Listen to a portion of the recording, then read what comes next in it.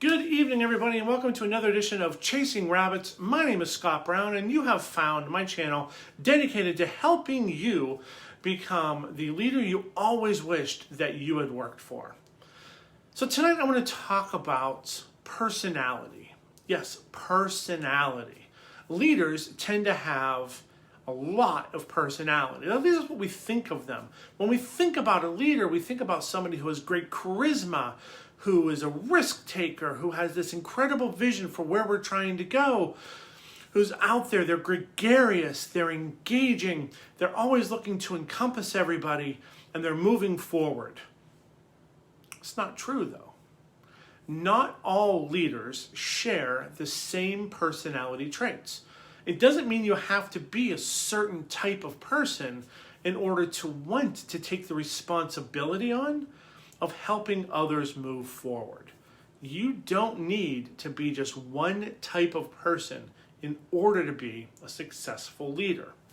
So let's talk a little bit about unpack personality just slightly here. About 30 years ago, psychologists did a really good job of finally breaking through and analyzing all the data that had been collected over decades of research to understand personality types, to understand the components that really break up personality. What they did is they collected data from thousands of interviews, and it wasn't until computers got to be fast enough that they could process and group types of information together that they began to understand how all of our personality answers, all of our personality quirks and tendencies work together to form who we are as a person. Now, what they found is there are definitely some tendencies. All of us are born with some innate tendencies, that there are just some things that we are naturally more inclined to be like and to do than there are other things. So some of us are born as introverts. Some of us are born as extroverts. Doesn't mean that we can't learn to move on a continuum, but it does mean that we have preferences there. So what are these personality tendencies? Well, they fall under an acronym that's pretty easy to remember. The acronym is OCEAN. OCEAN, O-C-E-A-N. And they're called the Big Five personality types. Now, depending upon who you talk to, sometimes they're broken down into 7, sometimes they're broken down into 9, sometimes into 10. But for the most part, the vast majority of researchers have agreed that there are 5 major personality tendencies or types that are out there. The first one is your tendency towards openness. That is the O, openness to experiences. On one side of the continuum, you have those folks that are incredibly curious. They're always looking for something new. And then on the other side, you have those that are cautious, those that are more adverse to risk. You can tell within a lot of leaders, traditionally we've looked to those folks that are more curious, those that are more risk takers. But it doesn't mean that it's always the right thing to do. Nor does it mean that you're always stuck within a specific type of framework.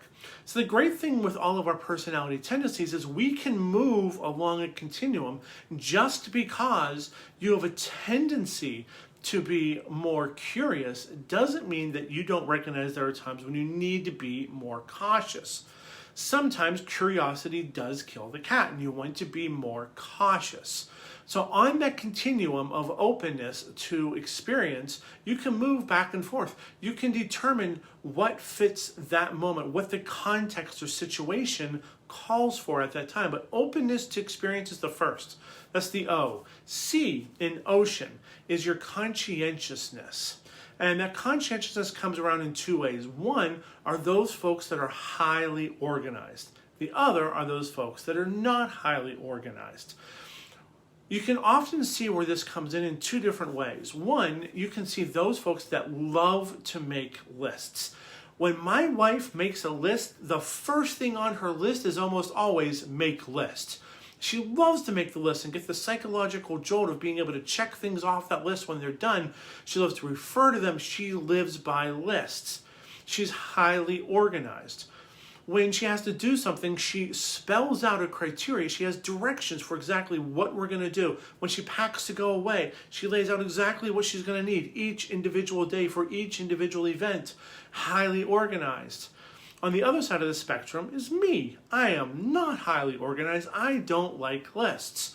Instead, I get involved in a ton of stuff, and at the last minute, I try to pull it all together into one thing. So I don't pack before we go away until we're getting ready to go away.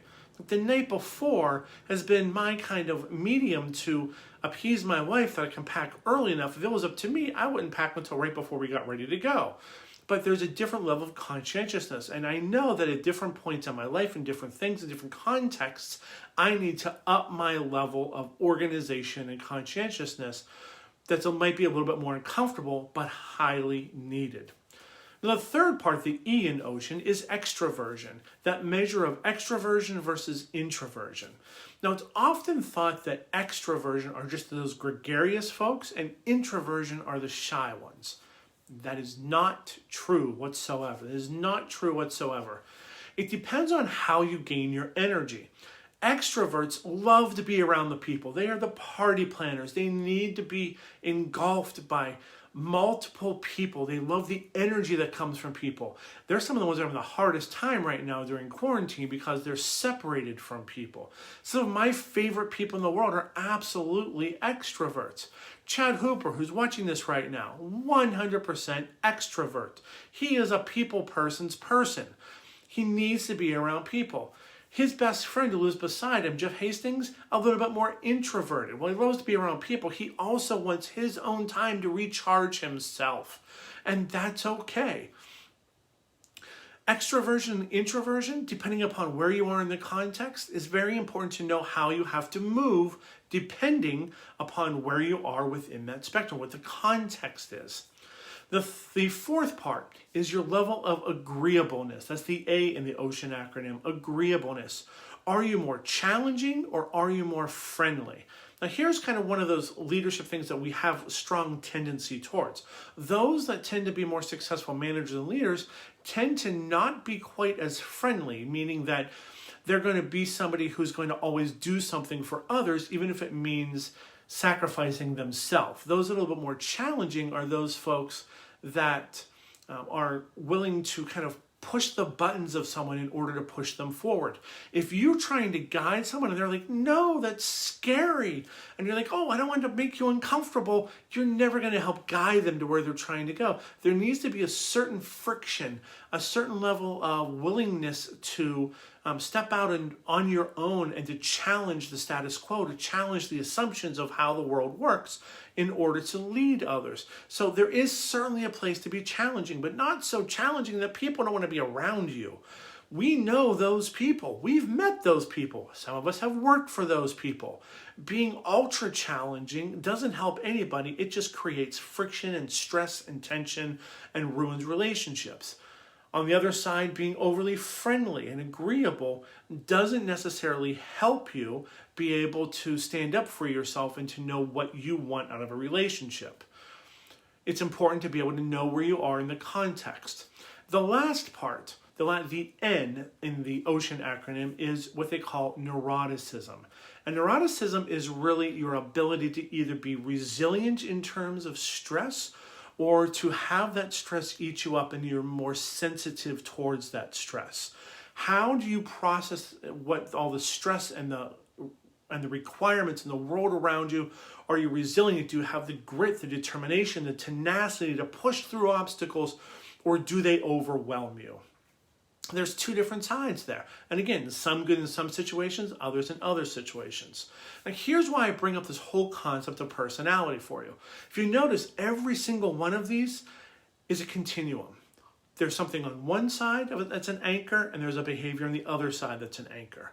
We have our preference for where we want to be on that continuum for each one of these. We know where we are naturally, where we're comfortable in our openness to our experience, and our conscientiousness, or in our extroversion, our agreeableness, and our neuroticism. We know where we fit on each one of those spectrums.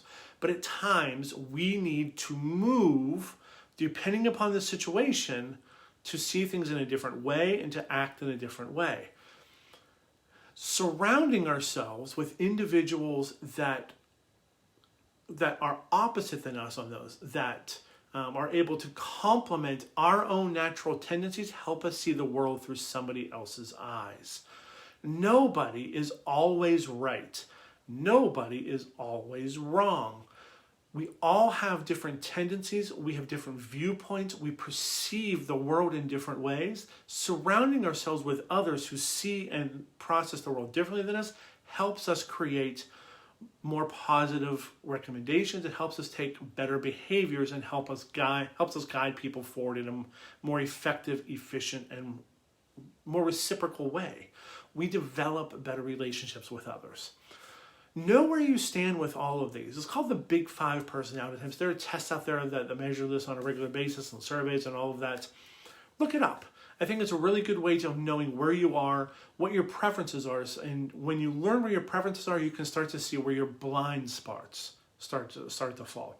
So again, the OCEAN acronym: openness to experience, conscientiousness, extroversion versus introversion, your level of agreeableness, and your level of neuroticism. That's how personality has been determined that exists in all of us. We all have those tendencies, but it doesn't mean we're stuck there. We can always move. We can always adapt. And that is what leaders do. They adapt to the situation to play to their strengths, not to their weaknesses. So until tomorrow, my friends, it's been a pleasure. Hope you have a wonderful night tonight. Again, I will see you tomorrow for another edition of Chasing Rabbits. Toast on, my friends. Have a wonderful evening and be well.